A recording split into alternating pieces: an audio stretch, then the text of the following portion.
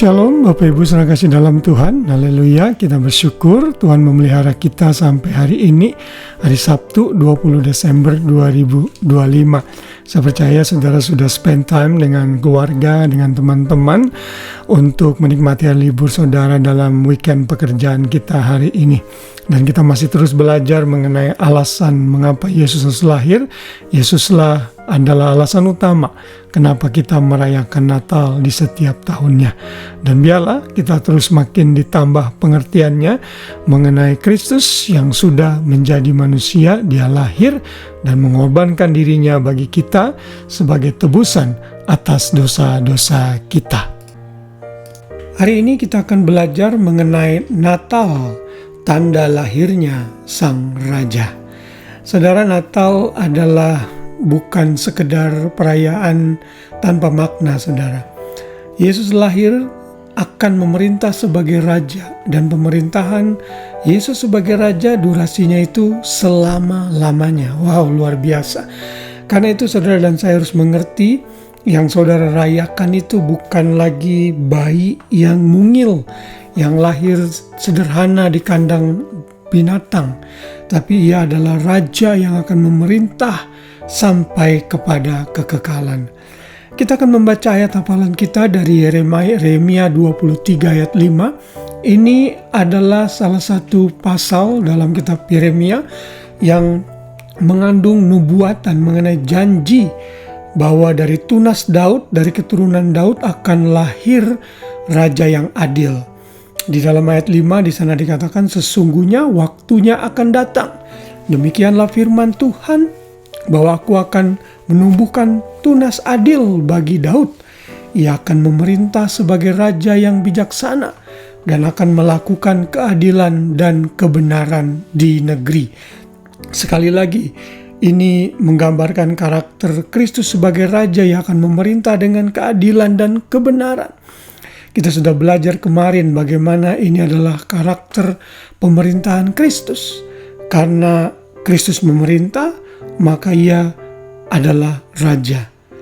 Di dalam ayat yang lain, masih dalam kitab Yeremia, juga dinubuatkan dalam Yeremia 33 ayat 14-16. Sesungguhnya waktunya akan datang, demikianlah firman Tuhan, bahwa aku akan menepati janji yang telah kukatakan kepada kaum Israel dan kaum Yehuda. Pada waktu itu dan pada masa itu, aku akan menumbuhkan tunas keadilan bagi Daud. Ia akan melaksanakan keadilan dan kebenaran di negeri. Pada waktu itu Yehuda akan dibebaskan dan Yerusalem akan hidup dengan tentram. Dan dengan nama inilah mereka akan dipanggil Tuhan keadilan kita. The Lord God Yahweh, our righteousness. Jehovah Sidkenu. Saudara, ini semua adalah nubuatan. Kalau saudara membaca Yeremia 31-33, ini adalah nubuatan mengenai New Covenant, perjanjian baru yang akan digenapi di dalam Kristus, dalam perjanjian baru, dalam kelahirannya. Jadi setiap merayakan Natal, yang kita rayakan adalah kelahiran Raja di atas segala raja. Sekali lagi kita belajar bahwa saat ini nama Kristus masih dihina, masih diejek, masih disepelekan, tidak dianggap.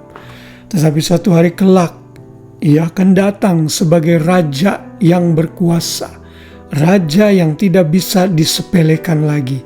Saya percaya ini bagian dari rencana Tuhan, karena Tuhan mengasihi manusia dan Tuhan sabar menantikan agar manusia bertobat.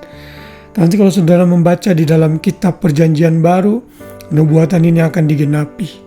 Dalam Filipi 2 misalnya, ayat 9-10 dikatakan, itulah sebabnya Allah sangat meninggikan dia, maksudnya Tuhan Yesus, dan mengaruniakan kepadanya nama di atas segala nama, supaya dalam nama Yesus bertekuk lutut segala yang ada di langit dan yang ada di atas bumi dan yang ada di bawah bumi.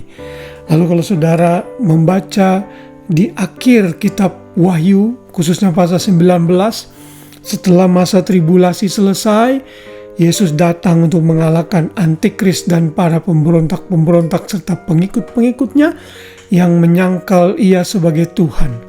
Nanti di dalam pasal yang ke-19 ini saudara bisa membaca mulai dari ayat yang ke-11. Di situ dinyatakan bagaimana Yesus datang dengan menunggangi kuda putih. Dia akan datang sebagai raja yang perkasa yang akan menghancurkan musuh-musuhnya. Dan di dalam ayat 16 dikatakan, dan pada jubahnya dan pada pahanya tertulis suatu nama, yaitu Raja segala raja dan Tuan di atas segala Tuan. Wow. Saudara, saya tidak sabar untuk menantikan waktu ini terjadi. Melihat manusia yang semakin jahat, orang menganiaya anak-anak Tuhan di seluruh belahan muka bumi. Mereka mengejek Kristus di sosial media, mengata-ngata Yesus. Saya rasanya sebagai manusia merasa Tuhan datanglah segera.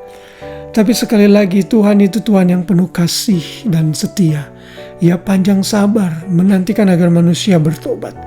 Yang penting kita sadar saat kita merayakan Natal bahwa Yesus itu lahir sebagai Raja dan Ia akan memerintah selama-lamanya. Ia akan memerintah dalam keadilan. Jadi dalam merayakan Natal, saudara harus memiliki pandangan yang luas bahwa yang saudara rayakan bukan kelahiran manusia biasa, tapi Raja yang perkasa. Ia adalah Raja di atas segala raja dan Tuhan di atas segala Tuhan. Haleluya. Biar kita makin menghormati Tuhan Yesus sebagai Raja kita dalam kehidupan kita. Selamat malam, selamat beristirahat. Biar kasih Kristus menaungi kita semua. Tuhan memberkati. Shalom.